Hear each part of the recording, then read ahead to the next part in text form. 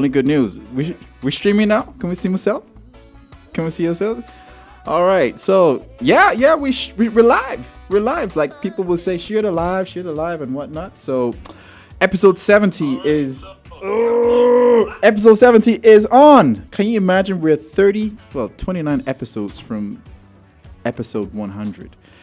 Thank you guys for tuning in. And, this is the show that gives me very many reasons to smile on Thursdays. And I always say TGIT, thank God it's Thursday, because sometimes if it wasn't for this show, I just might be feeling miserable.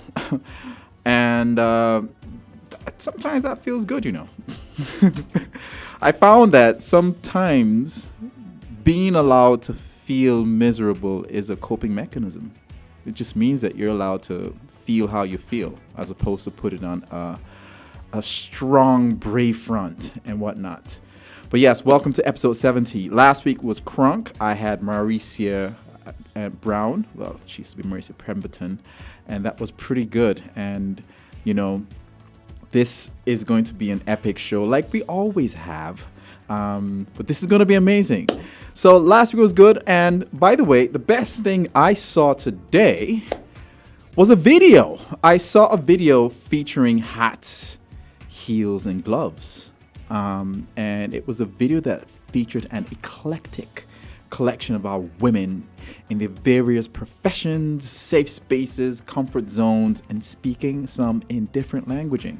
Now, Hats, Heels, and Gloves is a young women empowerment tea party striving to assist our young women in today's society to become the best version of themselves through speeches, presentations, and music while sipping tea.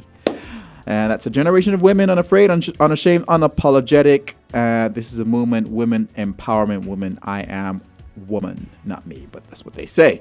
I would definitely love to feature this movement on this show before their next tea party on the 6th of March. So those of you listening who know somebody who knows someone, tell them to holler at me. And those who are close to me know that I am always for empowerment of others, especially women and young people.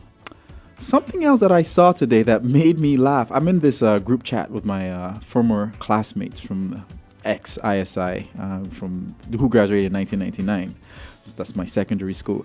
It was a thread of a WhatsApp chat, and I want to talk about it because there's a lesson to be learned about it. So I'm going to be reading the back and forth that was taking place on this little screen grab. It starts with somebody saying, "Hey," the response was, "Hi." He says, "Good evening, bro." The person's like, "Look, it's like midnight." Person says, "I saw you online and that's why I decided to message you." And the other guy said, "Well, yeah, I couldn't sleep." He says, "How would you be able to sleep? Even in the Bible, it says there's no sleep for the wicked." The other guy says, "I don't understand. Why would you say that?" The guy says, "Oh, so you don't know that you're a wicked person? You want to pretend you didn't know what you did?" The other guy was like, "If you could just remind me as to what I did, saves both of us from this back and forth." The guy says, "I paid you to write a CV for me and 6 of my friends." The guy was like, "And?" "All of us failed at our various interviews." The guy was like, "And you haven't thought it might be because you failed in your oral interviews?" The guy was like, "All of us failed? It's not possible." Now, Sandra was like, "You're mad. The most painful part is I asked you for a discount when you were writing it for me, and you said you couldn't give discounted prices because your work is top notch." So the guy was like, "Oh, so what's this about? Why didn't you go and ask someone else to help you to write your CV for you?" And he was like, "Listen, that's what I'm planning to do, which is why I'm asking for a refund." "Refund from who?" he says. You're paying back the exact amount the 7 of us paid." Now the guy was like, "It's already a new day, so please do not carry yesterday's madness into a new day." And he was like, "Madness? I can see you're insane, and I will stop addressing you with the respect you deserve." The guy was like, you respect me, and you're calling me wicked and mad. Lol. Riddle me this. How many companies have you been interviewed with that CV that I wrote for you to arrive at your conclusion that I'm the bad person here?" He was like, "I am so sorry that you are mad, but you're insane, and there's more coming to you from where that came from. I was interviewed at 4 different companies." It's like, damn. And you conclude that the CV is what caused you to fail and nothing else? The guy was like, said, "Let's agree that it's not my CV on my part and pretend that I am dumb. Maybe that's the reason why I failed." The guy was like, We don't even need to pretend. What a diss. The other guy was like, how do you explain my friends? All of them. He said, maybe the same reason. You know what they say about birds of a feather. The guy was like, don't worry. I know what to do with people like you. The guy was like, especially that your friend who's light-skinned. How would you graduate with third class and looking for a way to get a white-collar job? He should be looking for a black-collar job. And the tall one too. Your certificate shows that the university only gave you a pass because you exceeded your time frame in the school, and yet you want to look for a job.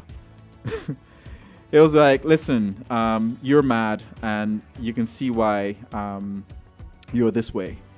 And he says, but do you really mean we can't get a job? And this is where it comes full circle. He was like, apart from those two, I think the rest of you can still get well-paying jobs with certificates. And you just have to lower your standards for salary payments because this is Nigeria. And top companies already know that they're know who they're employing next. You just have to let go. You have to have long legs to get some jobs. Now the original sentence was like, okay then. Don't be upset with me for the way I started the conversation. I was just upset. And the guy was like, listen, I understand the country's hard enough and I can understand why people will be upset sometimes. It's like, thank you, boss. I'm going to sleep. And one of my classmates was like, it's only men who can conclude fights like this. The guy called him wicked, called him insane, called him mad, and they ended with them saying, I'm going to sleep. Good night. So that made me laugh. It was very important for me to laugh before I came to the show. All right. Now, next piece of good news has to do with, this is really good. A man needed to make friends, so he nervously made pancakes for dozens of neighbors, and it was a huge hit. A nervous and self-conscious San Franciscan was looking to make new friends, and in hosting a Saturday morning pancake party, he ended up starting a new neighborhood tradition. Figuring while there are many differences between individuals, some might enjoy sports, while some might prefer a book club, for example. No one would say no to free homemade pancakes. Now, Curtis Kimball, the owner of Creme Burley Cart, put up comical flyers around his San Francisco neighborhood, which read, my wife says I'm getting weird. She says I need to make friends, so I'm making pancakes. It was a huge hit. Surprising the nervous Kimball. I actually didn't know what to expect at all, and I was terrified setting up for it. Even putting up the flyers made me nervous and self-conscious, he said. Like, this could be a really dumb idea and everyone might hate it. But the first people showed up right away. They lived 2 doors down and they were very excited. He documented the event, to which people brought their kids and dogs, and said it was a major relief from the last 2 years, noting that San Francisco's struggle with homelessness, crime, and rising cost of living, amongst other challenges. So it was such a hit that the neighbors, such a hit among the neighbors that Kimball would be replicating it and hopes to do so in other neighborhoods around San Francisco to expand his social circle beyond his zip code.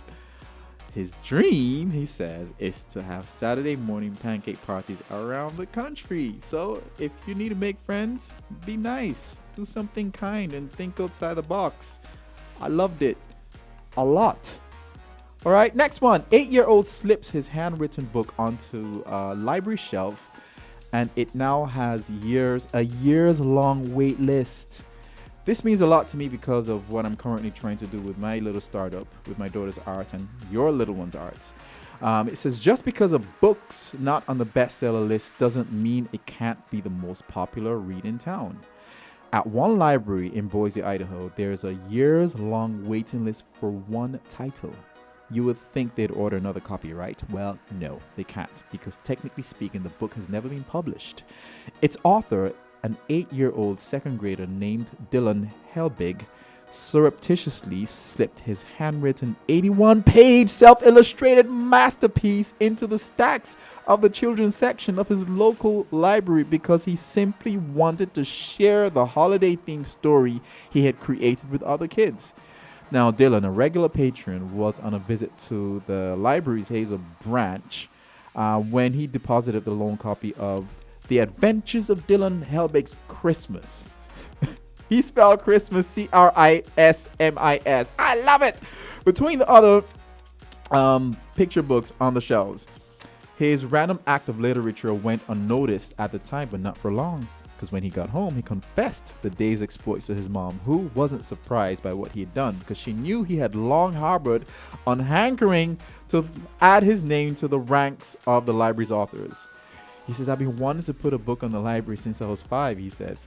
And concerned that the book would be discarded or lost, she contacted the library to see if they had found it and she would hold on to it for them. And she was in for a bit of a surprise. Not only had the staff found it, but they thought it was a pretty exceptional, and even though the circumstance was unusual, they felt it would be a perfect addition to their collection. Dylan's a pretty confident and generous guy. He just wanted to share his story. I don't think it's a self-promotion thing. He just genuinely wanted other people to enjoy his story. He's been a lifelong library user, so he knows how books are shared. Yeah, warm, good feeling in my heart with that story. I think we have time for one more story here. I love this one. 1,000 doctors are now prescribing nature by giving free admissions with national park passes. Possessing parallel tracts of stunning and unspoiled land, Canadian healthcare practitioners are joining onto the American movement to prescribe national parks to improve their patients' physical and mental health. PARX Canada now consists of over 1,000 physicians, nurses, and other medical professionals who can now prescribe the annual Adults Park Canada Discovery Pass from the Canada's Park Authority, which is normally $72 for adults and blah, blah, blah. Okay, fine. The pass gives people free entrance to over 80 national parks, natural historical sites, and national marine conservation areas. And the nature prescription program is expected to spread across every province and territory by the end of 2022. So as a growing body of evidence began to find out that by being in nature, this can have a profound influence on our health and well-being, they began this movement, this grassroots movement in the United States over a decade ago, and now it has spread to countries all over the world. Yeah, so what we do here without needing a doctor's prescription, which is we go to the beach, we go hiking, people are getting prescriptions for these things, and I love it. Love it, love it, love it. And note to self, I need to spend a little bit more time in nature. I think I take a lot of these things for granted. Look at these people not paying, but excited because somebody wrote a prescription saying you can go to a park. We have so many of these for free in these parts. So yeah, note to self. Can I squeeze in one more quickly? I'm just going to read the headlines of this. An 80-year-old man walks through a blizzard to rescue 3 cars of people. Yeah, he defied the odds, went against his wife's admonitions against doing this, and he ended up saving people from cold. So sometimes it's good to not listen to your wife. And on that note, we're going to take a break. And we'll be right back with my guest in the studio, who is all full of royalty. We'll be back. Good.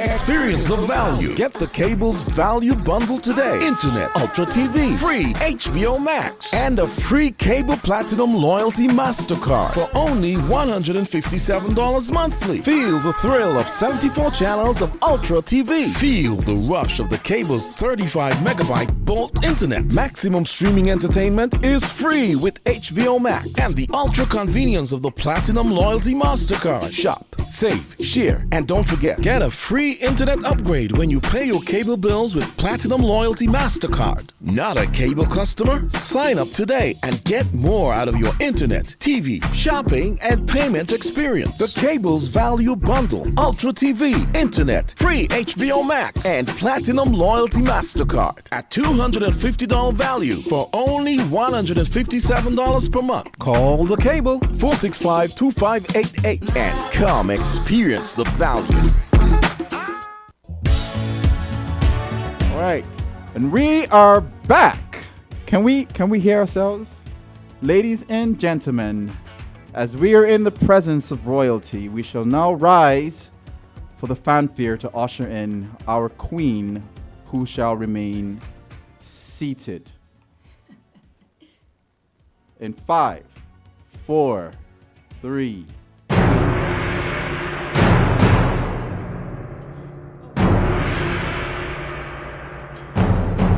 Fanfare time.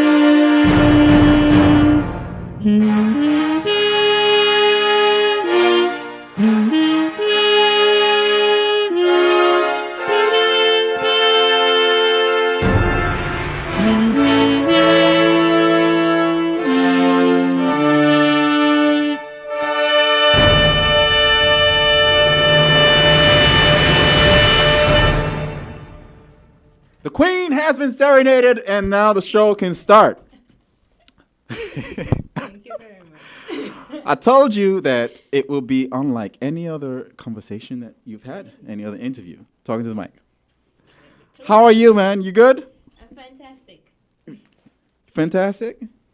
Can you say it the way Donald Trump would say it? It was fantastic. It was just a wonderful rendition of Serenade. And it was just fantastic. And millions of people will be happy to see the Queen Akira is in the studio. I read another the mattress in myself. All right, be good. So, you good? Yes.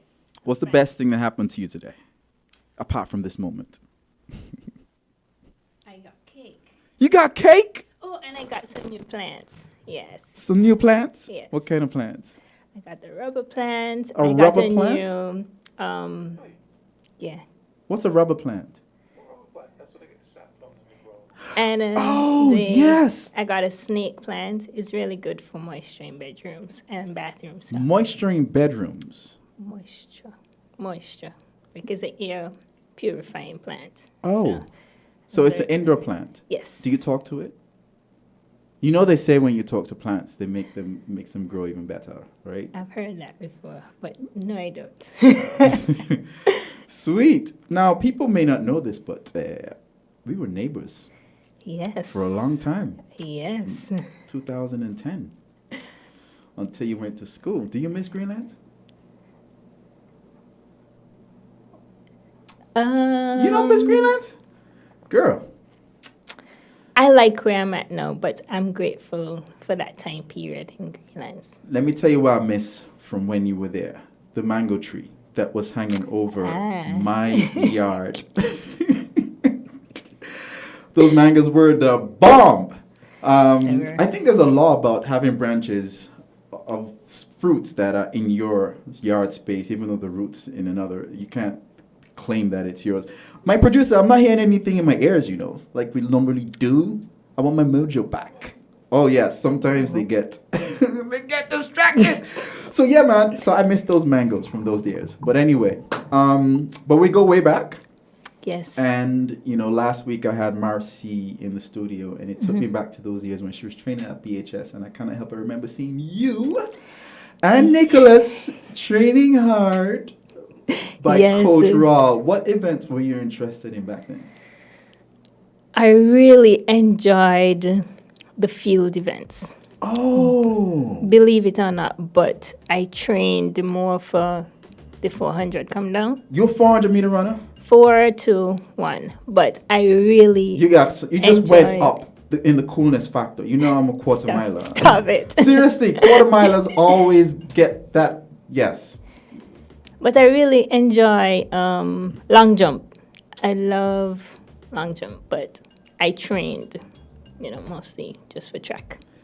Yeah, your form wasn't the prettiest back then. You used to run, but I must say, seeing how you've blossomed into this resplendent flower of beauty, form in track and field can be something. Just like me, I can't dance, yeah? But anyway, so people should know that even though we were neighbors, we never really had much of a conversation. So this is our first talk.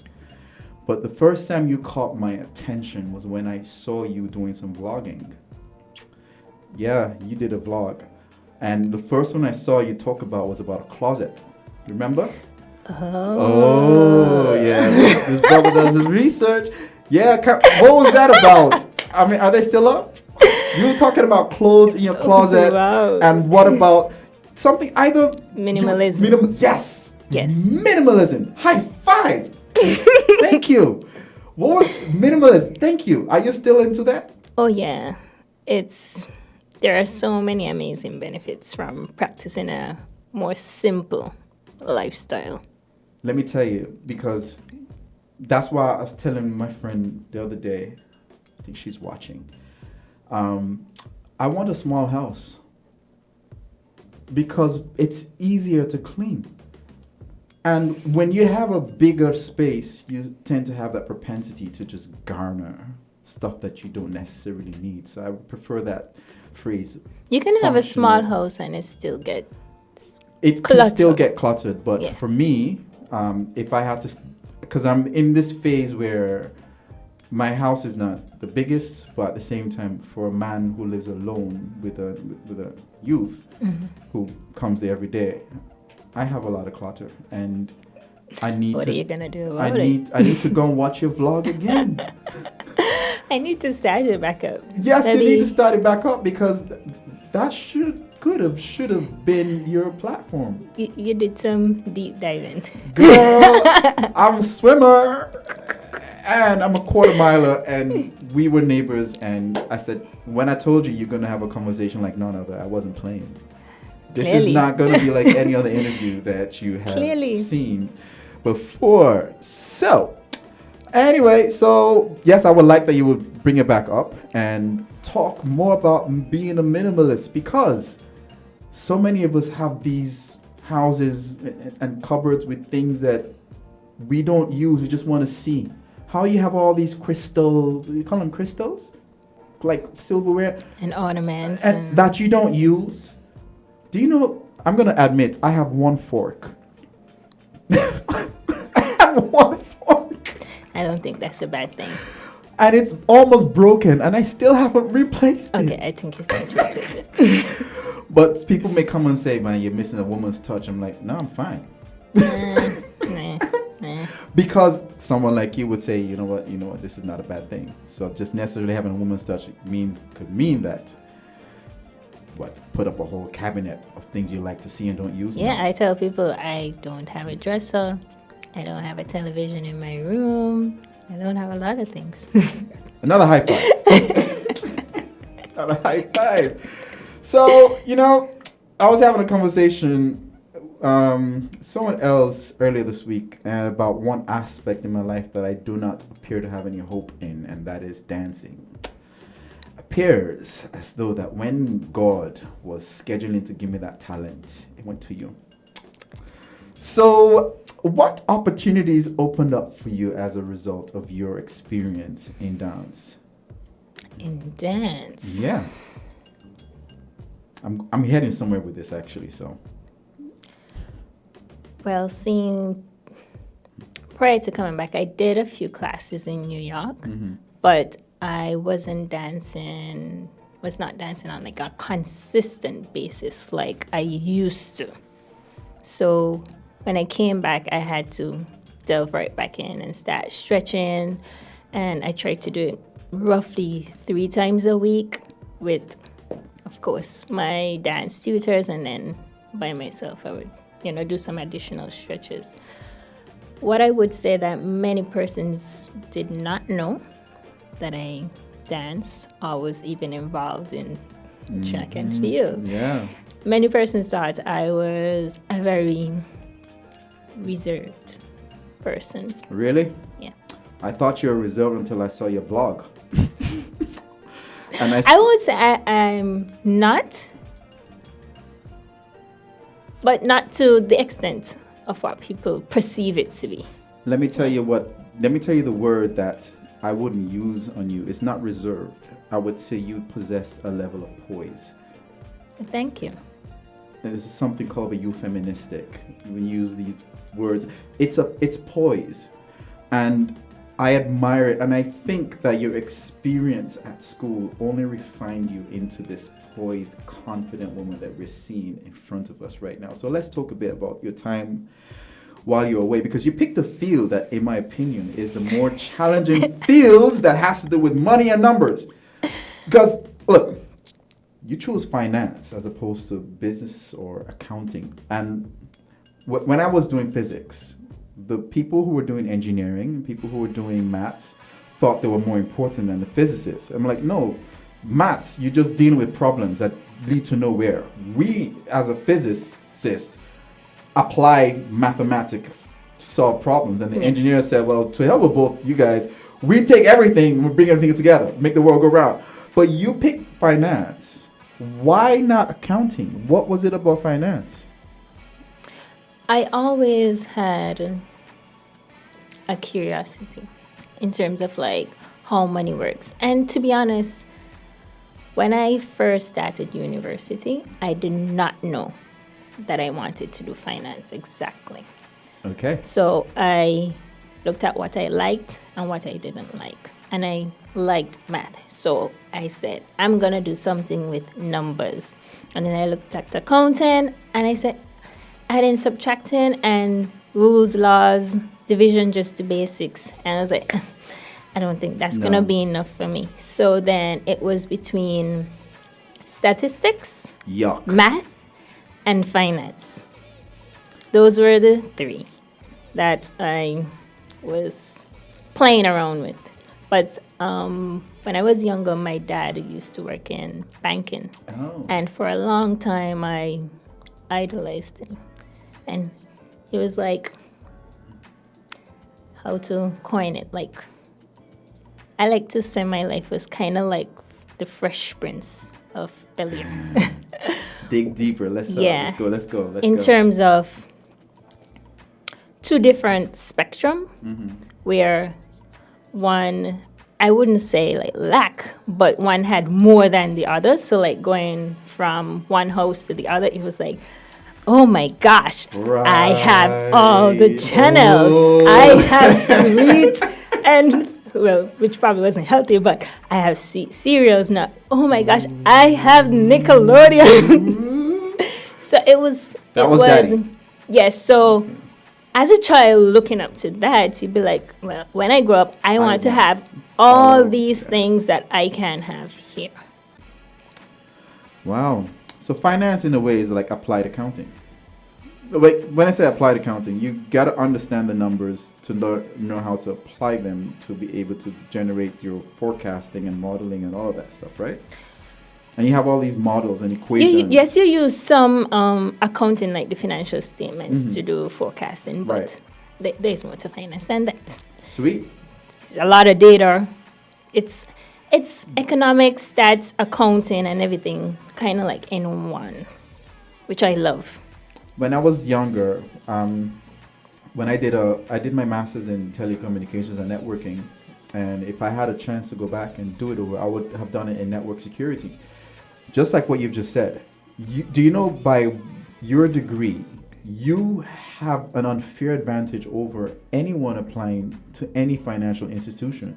Because you know economics, you know accounting, you know data, you know statistics, and you know finance. Yeah. And then you're fine. Stop it. I had to just chuck that in.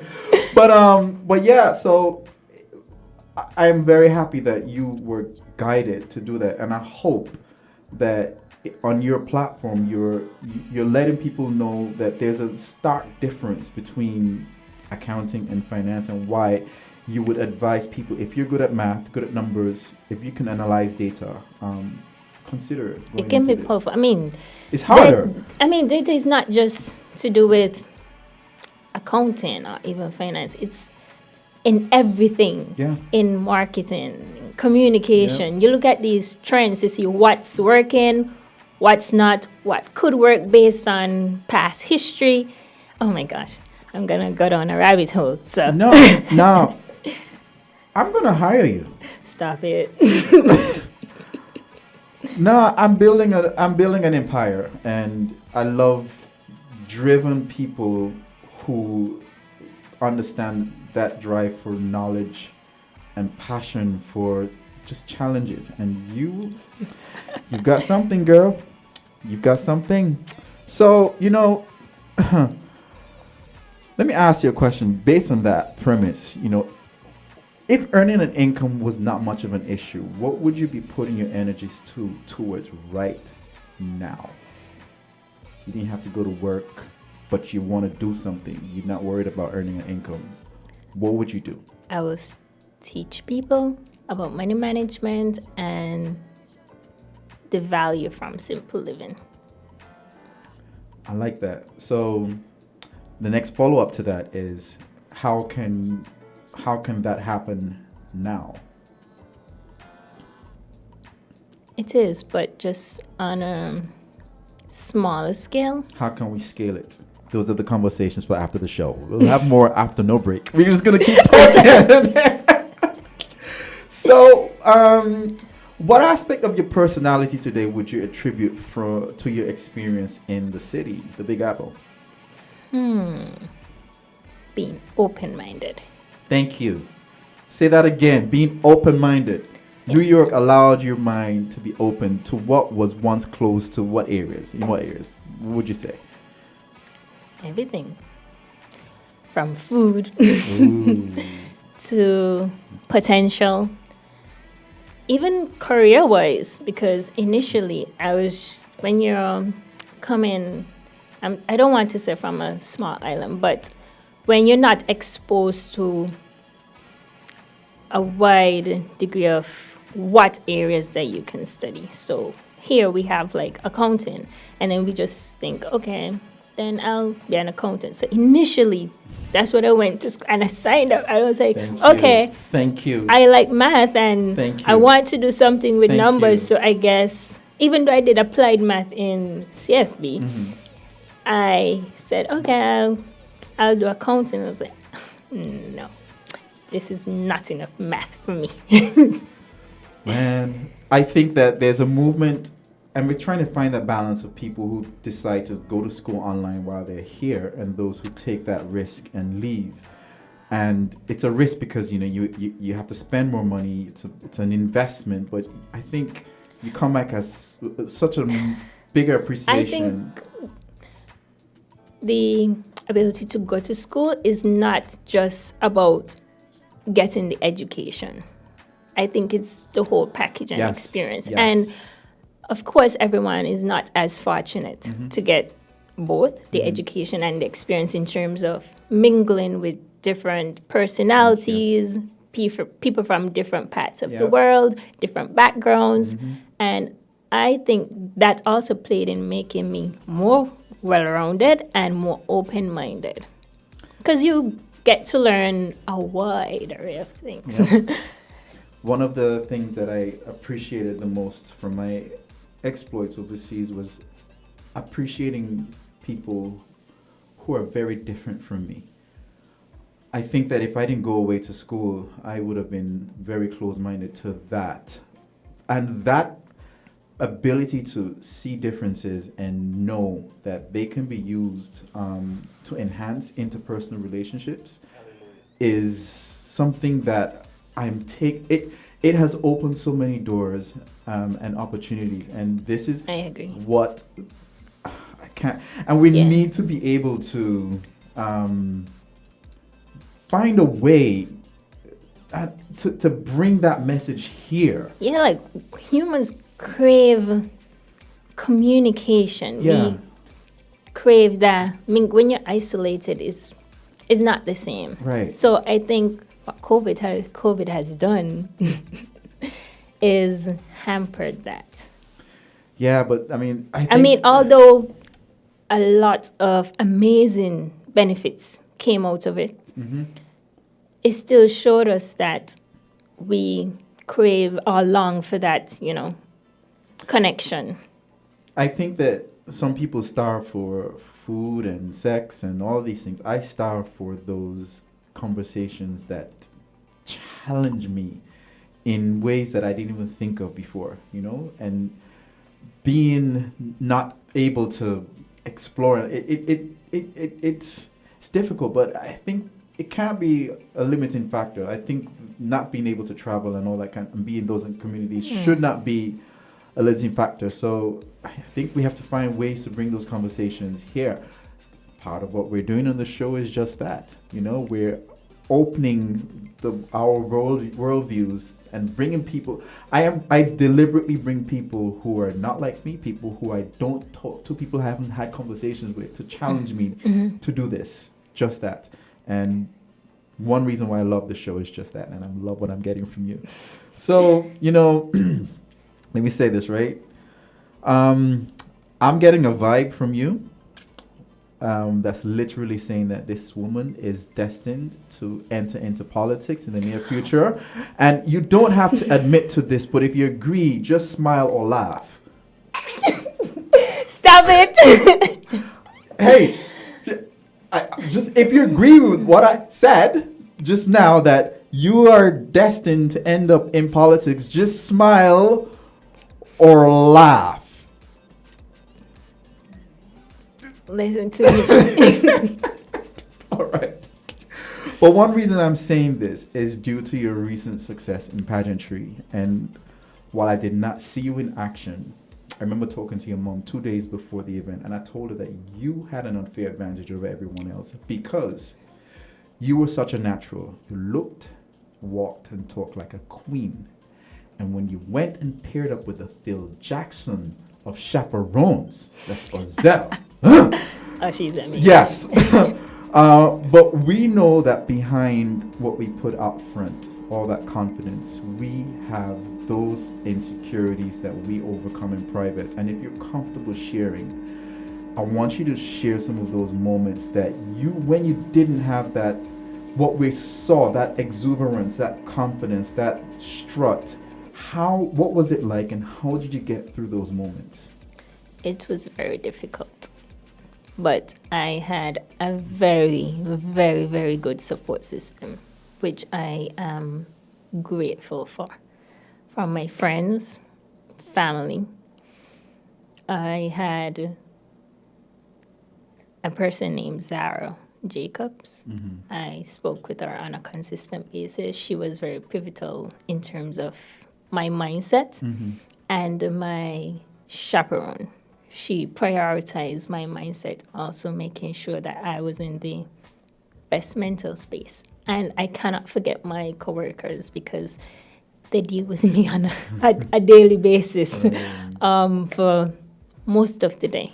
So when those anxiety, episodes came along, they also had to deal with them. They also had to be the one like, okay, calm down. But I think it boiled down to my support system. I had a very, very, very good support system. So that pageant experience,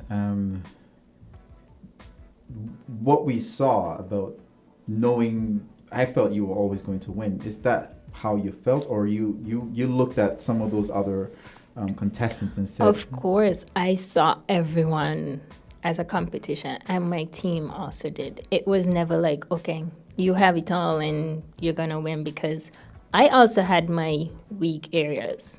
I was terrified for interview. Really?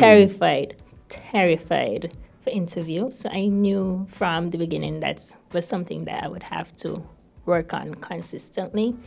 Also, my body after COVID. So first, I was thinking about entering, and then they delayed it Right. because, unforeseen stuff happened with, the pandemic, and then they extended it a year.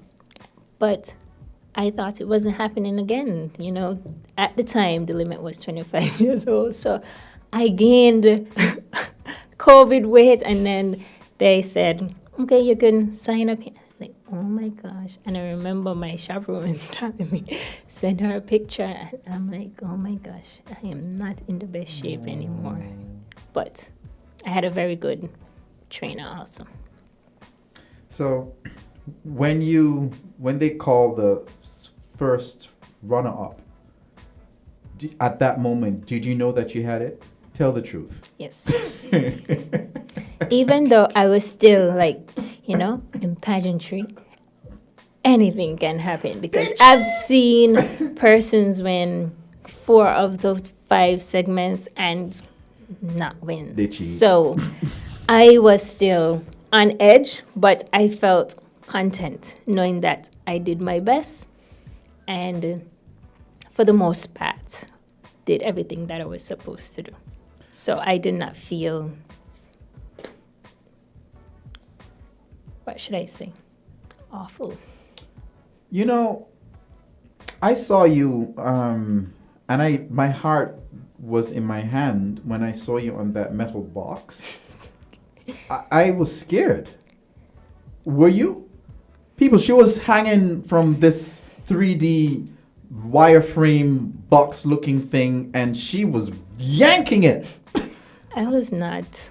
She was yanking this thing. Like, what was supporting that? Like, what? How? I was not scared. Probably for the first couple practices, being on it, I practiced on kind of like a swing, and it kept bumping on the swing, and that was more nerve-wracking than it just swinging. Wow. So, I'm gonna ask another question. What has your reign been like? Post that, like, people seem to think that being the queen is ending on the night, and that's not the case, right? What is it like now? Well, with COVID, there's still a lot of restrictions, but I believe any queen's reign is what they make it to be. Because at the end of the day, the carnival committee could only do so much, and they are there for support, not necessarily to tell you what to do. And my hope is to continue to be an advocate for the importance of implementing financial literacy education in the high schools, even if it's not as a course, maybe as a seminar or as a workshop. I do still think it's important for us to get our teenagers aware, especially, and prepared for adulthood. Now, I think my listeners would like to, you've spoken about your work, and I don't think they know where you actually work, so just let them know that you work at the St. Kitts Nevis Anglo National Bank. She works at the SKNANB. Nice. What's the best part about work? I like to ask people this question randomly. What's the best part about working where you work? What's the best part about working? My coworkers. Your coworkers. I think the universe placed me in one of the best departments, and maybe they knew is just what I needed, especially for the next chapter. I have an amazing chief, not just as it relates to my career, but even like personally in terms of providing so much amazing guidance. I could not ask for a better team in terms of being supportive and even like stretching me. And that goes not only for me, but for like all the others in the department, in terms of advancing. Now, you're still speaking in general. What department is that? I work in the risk and compliance unit. Risk and compliance. So you're the person who decides that person is too risky to give the loans to, and they're not complying. So, Stop it.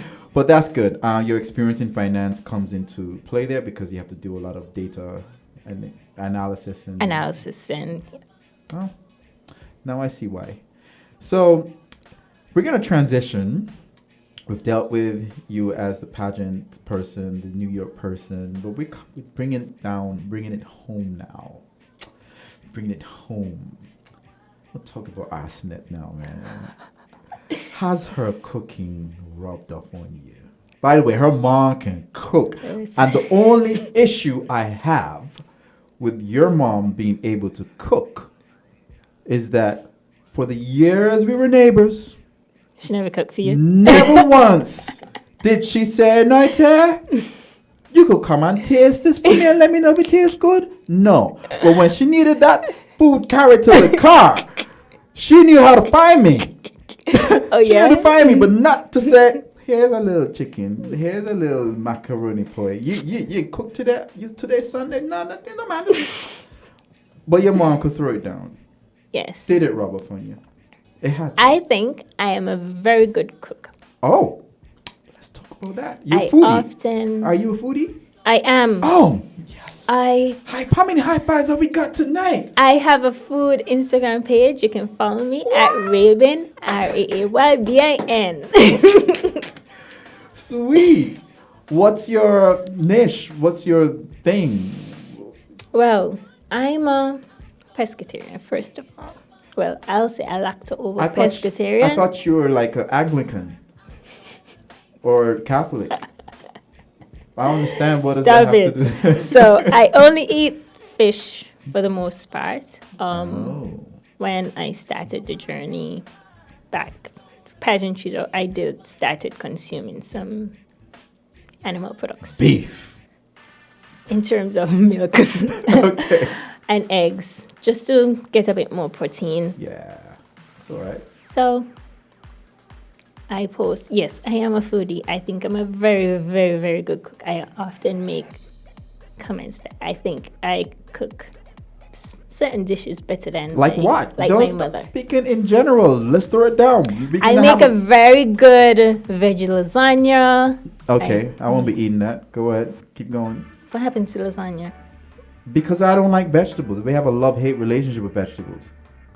But you're not gonna eat anything that I like? Who says that? You don't like vegetables? Um. How could you not like vegetables? Okay, I like some. Pasta. I think I make one of the best pastas. What kind of pasta? Alfredo. With what kind of milk? Got you there. Think about it. There are so many options now. Oh yeah, my daughter. Yeah, I do actually do that for her, and sometimes she doesn't know that she's not eating cheese. You know, so. Yeah. But yeah, that's good. So when are we gonna have the cook-off between you and your mom? I would love to see that. I think that would be a good thing. I mean, she's better in baking pastries. I mean, she's amazing. Don't get me wrong, but I think I could throw down a thing or two better than her. So since you're such a foodie, have you explored cooking other dishes from different parts of the world? Yeah, I love Asian food in general. I think they make some of the best vegetarian dishes. I love Mediterranean Yes. food. Oh my gosh, It's it rich in is so flavor. yes, it's amazing. Yes, the spices.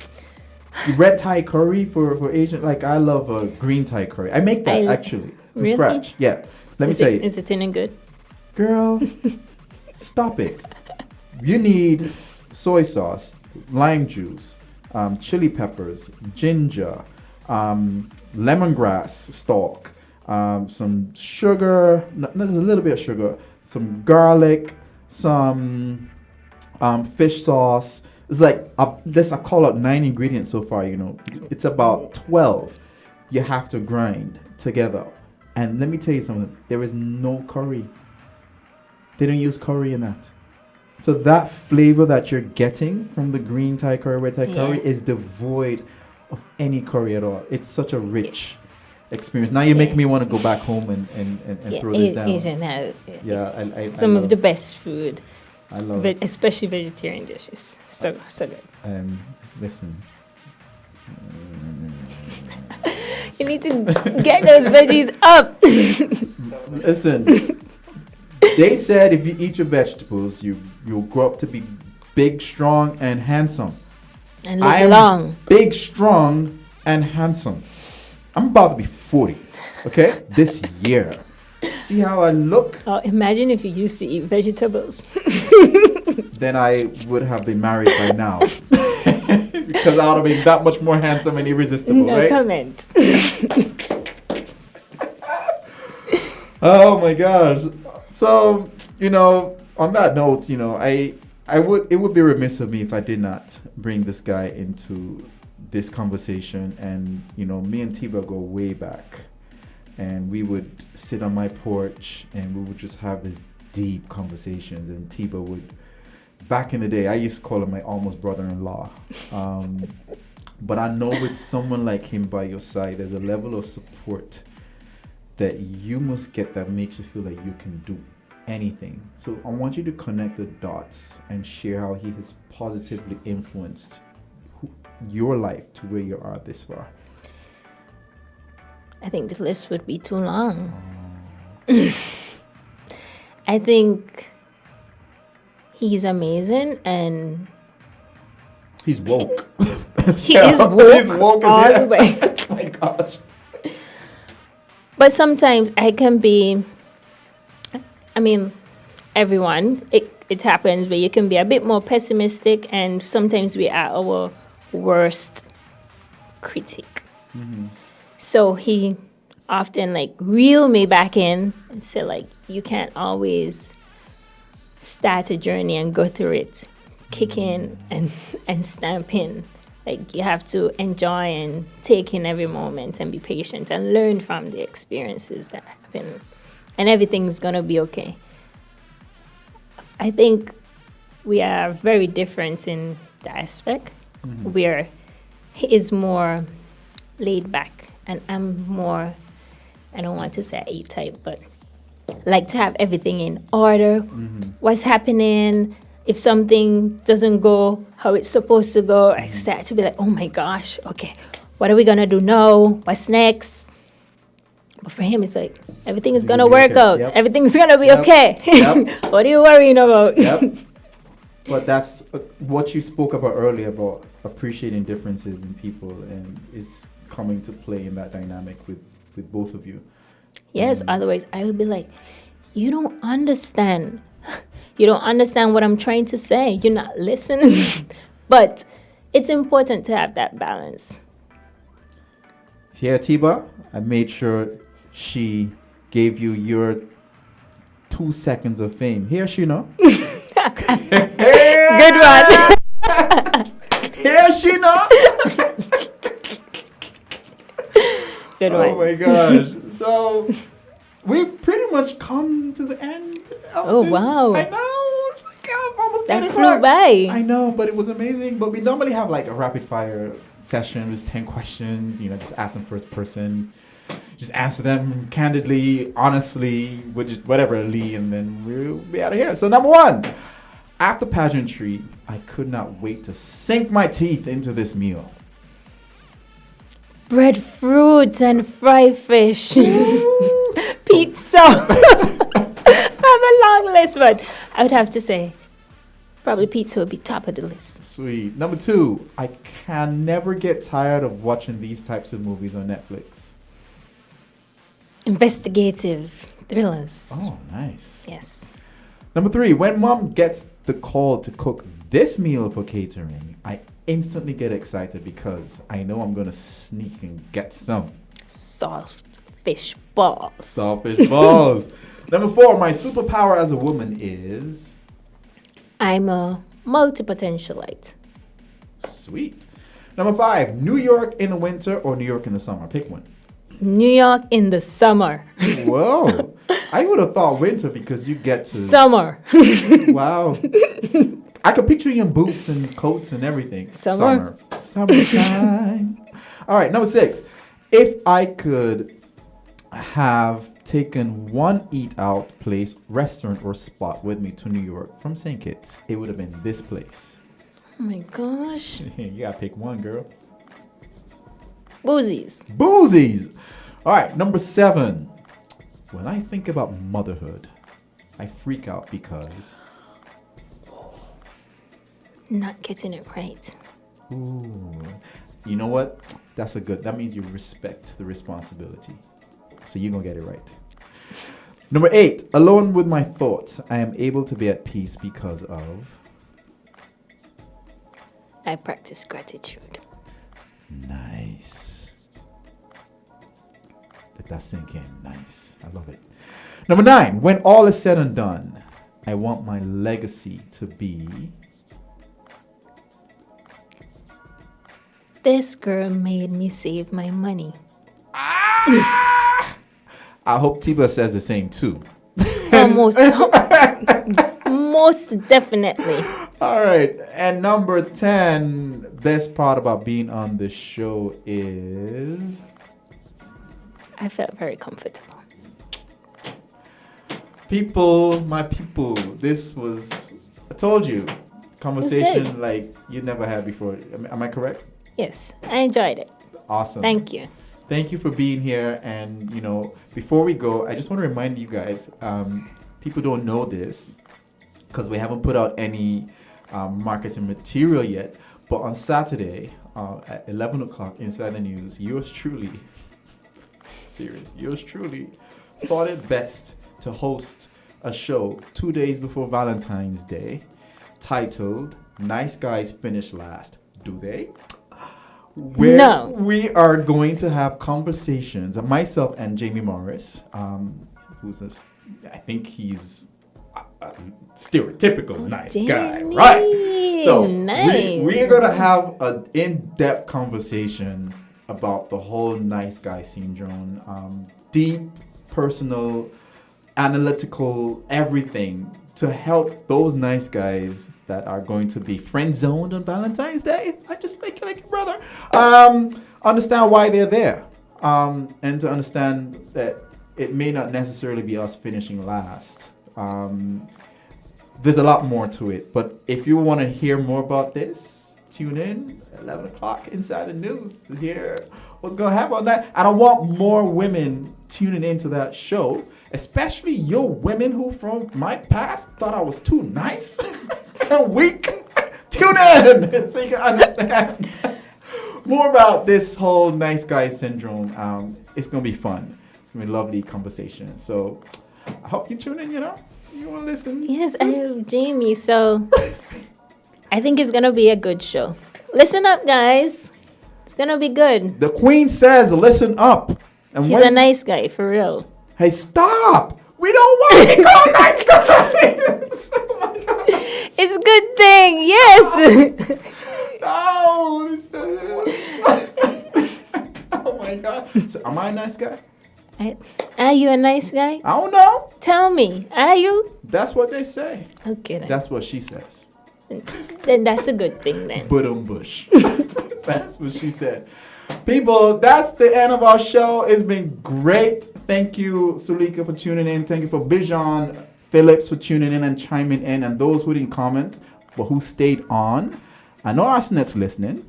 I know she's going to have things to say to me about this. And I know the only way you can make us have peace again is to Feed me. feed me. That's what you got to do. We're not neighbors anymore, but You hear that? It's empty. So, thank you guys, and like I've always said, be kind and to spread love, especially February 14th. And listen up on Saturday, Inside News. Nice Guys finished last today. Bye. Good night.